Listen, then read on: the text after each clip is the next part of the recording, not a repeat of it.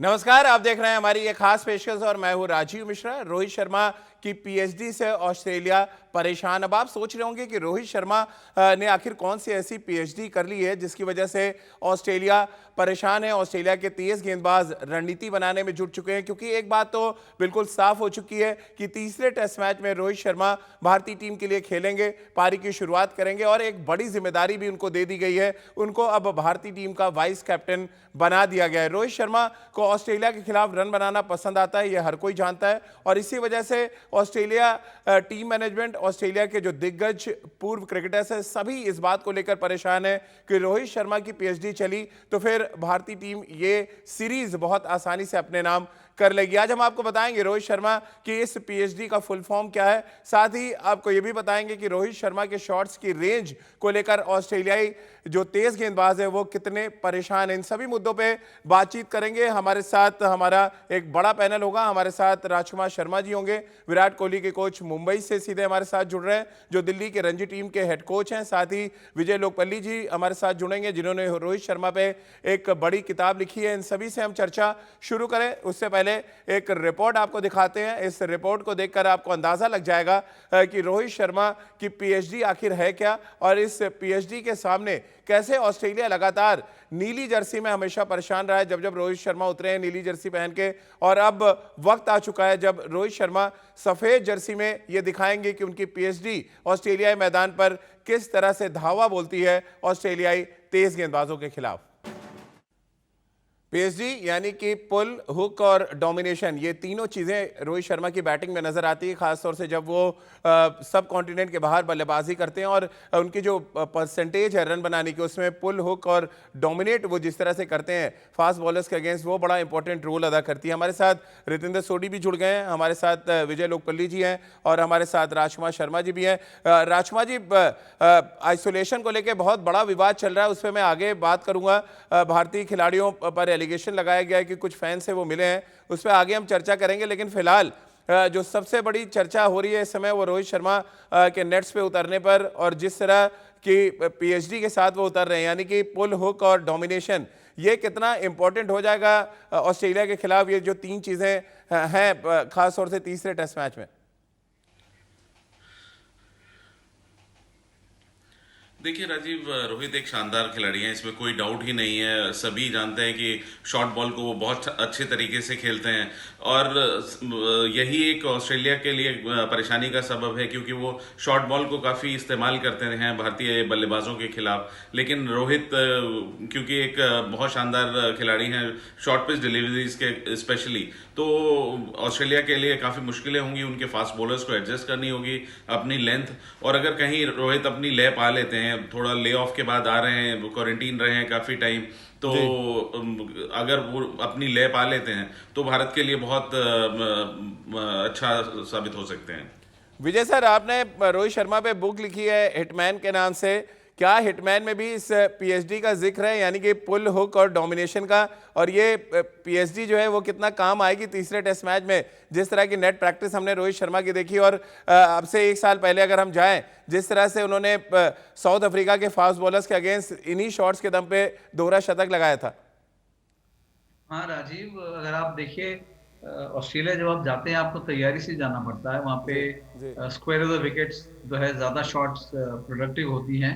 बहुत साल पहले जब मोहिंद्र अमरनाथ जी गए थे, उन्होंने भी यही शैली जो है अडॉप्ट की थी, जहाँ पे हुक और पुल आपको मारना पड़ेगा, क्योंकि बॉल ऊपर आती है, बाउंस होती है। अगर आप सिर्फ बॉल छोड़ के नहीं खेल सकते हैं, और रोहित शर्मा का गेम भी नहीं है कि वो बॉल छोड़ते रहेंगे। वो तो अपनी जो है अटैकिंग शॉट्स उनको अच्छा लगता है।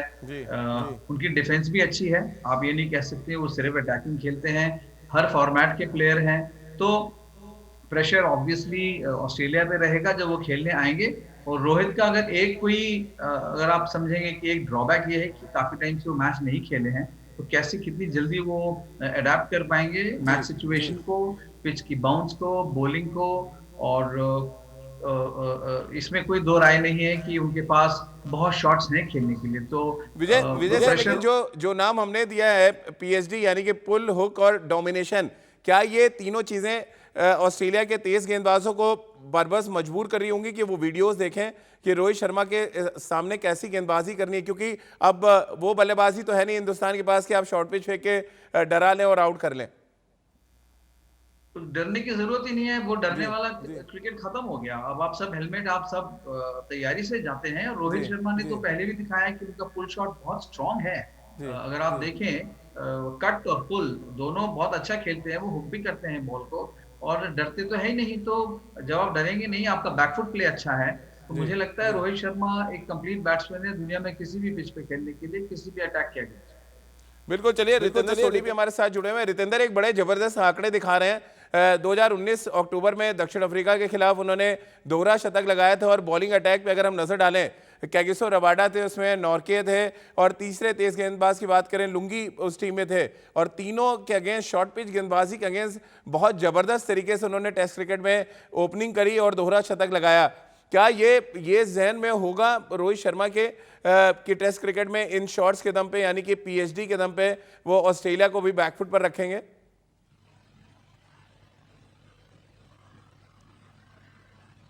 जी हाँ राजीव, अभी विजय सर ने बहुत अच्छी बात की। कंप्लीट बैट्समैन, तो कंप्लीट बैट्समैन एक बहुत बड़ी उपाधि है किसी भी बल्लेबाज के लिए, तो वो रोहित शर्मा बिल्कुल हैं। वो इसलिए हैं क्योंकि उनके पास अडेप्टेबिलिटी है। और जो आप टेस्ट सीरीज की बात कर रहे हैं, उस टेस्ट मैच में हमने पेशेंस का एक अलग एग्जाम्पल देखा। रोहित शर्मा जो छवि के लिए जाने जाते हैं, उस छवि से बिल्कुल विपरीत खेले। तो ये लड़के को पता है कि कैसे अडेप्ट करना है। पुल शॉट शानदार खेलते हैं। जो आपने पीएचडी का टैग दिया है, बिल्कुल सटीक टैग है। पुल और हुक इनका फोटे है, डोमिनेशन इनका फोटे है। ये किसी भी समय मैच को प्रतिद्वंदी से दूर लेके जा सकते हैं। तो अब ऑस्ट्रेलिया एक टेस्ट मैच हार चुकी है, और रोहित शर्मा का आना एक बड़ी संकट की घंटी है ऑस्ट्रेलिया के लिए। बिल्कुल। और एक तरफ जहां टेस्ट मैच हारे मेलबर्न में, सीरीज 1-1 से बराबर हुई, और उसके बाद रोहित शर्मा का भारतीय टीम में शामिल होना, ऐसा लग रहा है क्रिकेट ऑस्ट्रेलिया उससे घबरा गई है। क्योंकि जो खबरें निकल कर आ रही हैं, क्रिकेट ऑस्ट्रेलिया ने एक बड़ी खबर इस समय हवा में फैला रखी है, और ये खबर है आइसोलेशन को लेकर कि कुछ भारतीय खिलाड़ी, जिनमें रोहित शर्मा हैं, जिनमें ऋषभ पंत हैं, जिसमें शुभमन गिल हैं, इसके अलावा 2 और खिलाड़ी, पृथ्वी शॉ का नाम भी आ रहा है कि वो कुछ फैंस के साथ मिले और इसकी वजह से उनको आइसोलेशन में भेजा जा रहा है। ये खबर क्रिकेट ऑस्ट्रेलिया ने अपने वेबसाइट में छापी। उसके बाद बीसीसीआई की तरफ से एक बड़ा बयान आया जिसमें ये कहा गया कि ये क्रिकेट ऑस्ट्रेलिया की घबराहट है, उनकी तरफ से ये झल्लाहट है जो बाहर आ रही है, क्योंकि वो टेस्ट मैच हारे हैं और वो भारतीय खिलाड़ियों को अब टारगेट कर रहे हैं। ये कुछ ऐसे विजुअल हैं, तस्वीरें हैं, जहां पर गले लगते तो किसी से नहीं देखा गया, लेकिन जिस फैंस ने ये तस्वीर डाली उसने इस बात की पुष्टि जरूर की कि उन्होंने भारतीय खिलाड़ियों का बिल तक पे किया। अब राजकुमार जी, आइसोलेशन को लेकर बड़ा इस समय उठापटक चल रही है क्रिकेट ऑस्ट्रेलिया में, कैसे आप देखते हैं इस घटना को पूरी?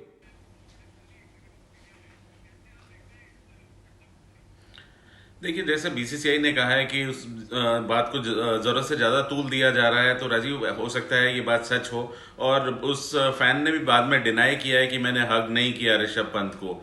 लेकिन भारतीय क्रिकेटर्स को थोड़ा सावधान रहने की जरूरत है, क्योंकि ऑस्ट्रेलिया मीडिया हमेशा से ऐसी बातें करता आया है। लेकिन मुझे लगता है कि रूल्स फॉलो करने चाहिए। अभी हम भी यहाँ पे मुंबई में आके आइसोलेशन में हैं, क्वारंटाइन हुए हैं, तो हम लोगों को बिल्कुल अलाउड नहीं है रूम से बाहर निकलना। तो ऐसा ही बबल शायद इंडियन टीम के लिए भी है, तो उन रूल्स को मानना चाहिए, और ये सीनियर खिलाड़ी हैं, इन्हें इस बात का ध्यान रखना चाहिए। बिल्कुल। और क्रिकेट ऑस्ट्रेलिया की तरफ से जो ऑफिशियली मेल आया है उसमें विजय सर इस बात का जिक्र है कि वो आइसोलेशन में प्रैक्टिस कर सकते हैं, लेकिन साथ ही ये भी बड़ी खबर है कि अगर ये घटना सही पाई जाती है तो फिर तीसरे टेस्ट मैच में कम से कम 3 जो आपके प्लेइंग 11 के मुख्य खिलाड़ी हो सकते हैं, रोहित शर्मा, शुभमन गिल और ऋषभ पंत, इन तीनों पे एक तरह से कहा जाए तलवार लटक जाएगी।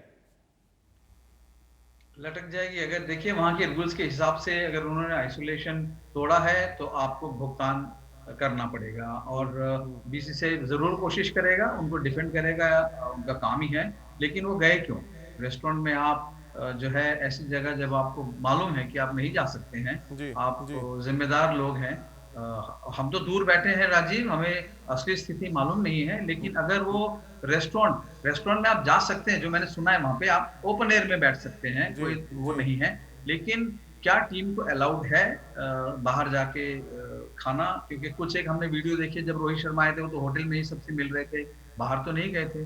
किस कारण से गए ये तो बीसीसीआई पता करेगा उनसे, पर अगर गए हैं और गैर जिम्मेदाराना काम है, अगर वो नहीं मैच खेल पाते हैं तो बहुत नुकसान। बिल्कुल बहुत नुकसान होगा और इस नुकसान की भरपाई कर पाना भी बहुत मुश्किल होगा, क्योंकि सीरीज में 1-1 से बराबरी पर है इस समय टीम इंडिया, और बहुत अच्छा मौका था कि वो तीसरे टेस्ट मैच में ऑस्ट्रेलिया के खिलाफ डोमिनेट करें। हालांकि बीसीसीआई की तरफ से अभी तक कोई ऑफिशियल जानकारी नहीं दी गई है। सूत्रों के हवाले से खबर मिली कि बीसीसीआई ने सिरे से नकार दिया है कि भारतीय खिलाड़ियों ने किसी भी तरह का कोई रूल तोड़ा है। अब आपको बता दें कि जिस तरह से बीसीसीआई की तरफ से सूत्रों के हवाले से खबर आई कि क्रिकेट ऑस्ट्रेलिया घबरा गई है, बहुत बौखलाई है, जिसकी वजह से उन्होंने ये एक मेल जारी किया है भारतीय टीम के खिलाफ ताकि साइकोलॉजिकली भारतीय टीम बैकफुट पर रहे। वहीं इसी बात को आगे ले जाते हुए डेविड वार्नर ने कहा कि भारतीय टीम शानदार तरीके से क्रिकेट खेल रही है और सिडनी में एक बड़ा खतरा वो साबित हो सकती है ऑस्ट्रेलियाई टीम के लिए। साथ ही उन्होंने अपने बारे में जो कुछ कहा उसकी वजह से क्रिकेट ऑस्ट्रेलिया बहुत परेशान होगा, क्योंकि उन्होंने साफ कर दिया कि तीसरे टेस्ट मैच के लिए वो हो सकता है अवेलेबल ना हो। रितेंद्र, ये दोनों स्टेटमेंट आपने सुने और डेविड वार्नर ने जिस तरह से अपनी फिटनेस के बारे में कहा, उसको सुनकर, उसको देखकर क्रिकेट ऑस्ट्रेलिया तो बहुत परेशान होगी, क्योंकि उन्होंने तो अनाउंस कर दिया था कि तीसरे टेस्ट मैच के लिए डेविड वार्नर अवेलेबल है। वहीं डेविड वार्नर खुद मना कर रहे हैं कि वो तीसरे टेस्ट मैच के लिए अभी पूरी तरह से फिट नहीं है।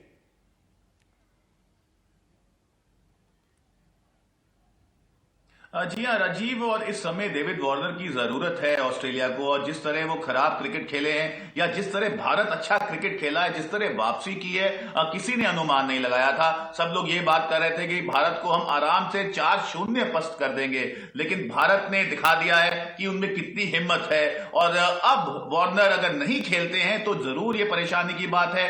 बल्लेबाजी बहुत हल्की लग रही है, इनएक्सपीरियंस लग रही है, और जैसे स्टीवन स्मिथ का बहुत बुरे टेस्ट मैच निकले हैं, वार्नर का खेलना जरूरी था। बट वार्नर ने बताया है कि 100% वो फिट नहीं है, तो मुझे नहीं लग रहा एक चैंपियन प्लेयर चांस लेगा इंजरी के साथ खेल के। तो यहां पे ज्यादा अच्छी बात ऑस्ट्रेलिया के लिए नहीं है, लेकिन भारत को कोई चिंता नहीं होगी, वार्नर खेले या ना खेले, बुमराह अपना कहर ढाने वाले हैं। चलिए, और भारतीय टीम के लिए अभी फिलहाल जो चिंता का विषय है वो ये है कि आइसोलेशन में क्या भारतीय 5 खिलाड़ी रहेंगे, और ये अगर वाकई खबर सच है तो फिर क्रिकेट ऑस्ट्रेलिया का क्या रुख होगा, इस पर भी सबकी नज़रें टिकी होंगी, और बीसीसीआई क्या कुछ स्टैंड लेता है, क्योंकि यहाँ पर 2 अलग अलग तरीके की खबरें निकल कर आ रही हैं। बहरहाल बात कर लेते हैं अब क्रिकेट कार्निवल की। ये क्रिकेट कार्निवल साल 2021 में आपको देखने को मिलेगा, क्योंकि भारतीय टीम का बहुत बिजी शेड्यूल है, जैम पैक्ड शेड्यूल है, और ऐसे में बहुत कम राहत है भारतीय टीम के लिए। यानी कि आपको महीने में कम से कम 20 दिन भारतीय टीम क्रिकेट के मैदान पर नजर आएगी अलग अलग जर्सियों में। यानी कि एक तरफ क्रिकेट कर्फ्यू साल 2020 में खत्म होगा और साल 2021 में क्रिकेट कार्निवल शुरू हो जाएगा भारतीय टीम के लिए। यानी कि साल 2020 में जितना भारतीय खिलाड़ियों ने आराम किया कोरोना की वजह से, अब साल 2021 में उतना ही काम करना पड़ेगा, और ऐसे में बीसीसीआई को ये देखना पड़ेगा किस तरह से वो अपने खिलाड़ियों को रोटेट करते हैं, क्योंकि आपको मैदान पर फिट खिलाड़ी चाहिए जो मैदान पर हिट हो सके। विजय सर, जितना हम लोगों ने क्रिकेट देखा, उससे तो लग रहा है सबसे ज़्यादा बिजी शेड्यूल पिछले कुछ सालों में भारतीय टीम को फेस करना पड़ेगा साल 2021 में। कैसे आप देखते हैं इस पूरे साल को? लगातार क्रिकेट है और कोई भी ऐसा महीना नहीं है जब भारतीय टीम मैदान पर ना उतरे।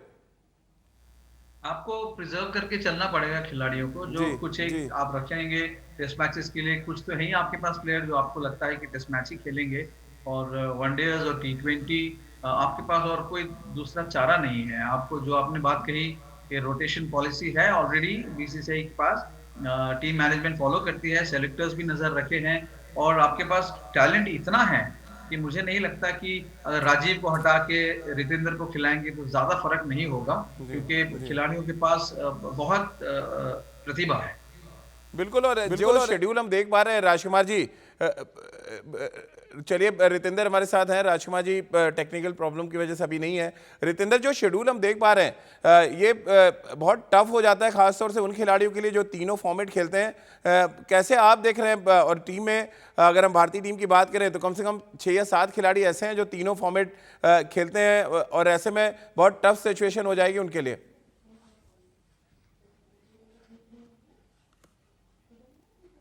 अरे जी, जब मैं खेल रहा था एक साल ऐसा निकला, मैं 365 दिन में 360 दिन बाहर था। तो घर आके बोला कि बहुत क्रिकेट इस साल खेली है। उसके बाद मैं 2 साल इंजर्ड हो गया। तब लगा कि क्रिकेट चलती रहे तो ही जिंदगी है। तो हर क्रिकेटर यही चाहता है कि मैदान में रहे, खेलता रहे, और जरूर आपको फिट रहना होता है, ये बहुत जरूरी है। और जैसे अभी हम बात कर रहे हैं, भारत के पास अब एक पूल है, आप बेंच पे लड़कों को रेस्ट कर सकते हैं और जो फ्रेंच प्लेयर है उनसे चांस ले सकते हैं। तो ये अच्छी बात है, रोटेशन जरूर होगी। बट क्रिकेटर ज्यादा क्रिकेट से ज्यादा दुखी नहीं होता, खुशी होता है। विजय सर, क्या प्लेयर्स पे भी बोर्ड छोड़ेगा? ये एक तरह से सुझाव जो आपकी तरफ से इंडिया न्यूज़ के प्लेटफॉर्म से हम देना चाहते हैं बीसीसीआई को भी और चीफ सेलेक्टर, क्योंकि हमारे क्रिकेट एक्सपर्ट थे कुछ दिन पहले तक। क्या प्लेयर्स को भी ये अधिकार देना चाहिए कि वो पिक एंड चूज कर सके कौन सी सीरीज खेलनी और कौन सी सीरीज नहीं? क्योंकि इतनी क्रिकेट के बाद तो बर्नआउट होने का भी एक बड़ा खतरा होगा। पिक एंड चूज नहीं करता है प्लेयर, क्योंकि उसको पता है अगर वो पिक करने लगा तो पता लगा कि उसकी जगह कोई और आ गया, उसने जगह बना ली, वो नहीं लेगा ये चांस। जी। और जो अगर आप देखिएगा प्लेयर्स की फिटनेस, जो फिजियो होता है वो बिल्कुल मॉनिटर करता है। और आपके पास एक पूल है 30 खिलाड़ियों का, कि 30 खिलाड़ियों में आप 2 टीम तो हमेशा बना ही सकते हैं। और इतना जो अगर हम बोल रहे हैं कि बहुत ज्यादा क्रिकेट, इतनी ज्यादा क्रिकेट नहीं होगी, क्योंकि बीच में आपको गैप भी तो मिलता है, आप आराम भी तो करते हैं। सारा टाइम आप सारा 365 दिन मैदान में नहीं होते हैं। आपको आपका फिटनेस मैनेज किया जाता है, आपके पास पूरा पैराफर्नेलिया है जो आपके साथ चलता है, फिजियो है, आपका ट्रेनर है, आपको पूरी तरह से तैयार रखता है मेंटली, फिजिकली। तो मैं समझता हूँ इसमें ज्यादा हमको फिक्र नहीं करनी चाहिए कि बहुत ज्यादा क्रिकेट होगी, क्योंकि जैसा मैंने कहा अगर आपके पास 40 खिलाड़ियों का पूल ऐसा है जिसमें से आप कभी भी 11 की टीम चुन सकते हैं, तो इसमें ज्यादा आपको परेशान होने की जरूरत नहीं है। चलिए विजय सर, बहुत बहुत शुक्रिया आपके तमाम जो एक्सपर्ट व्यूज थे उसके लिए। रितेंद्र, आपका भी बहुत बहुत शुक्रिया, और राजकुमार सर आपका भी बहुत बहुत शुक्रिया हमारे साथ जुड़ने के लिए। तो हमारी इस खास पेशकश में फिलहाल इतना ही।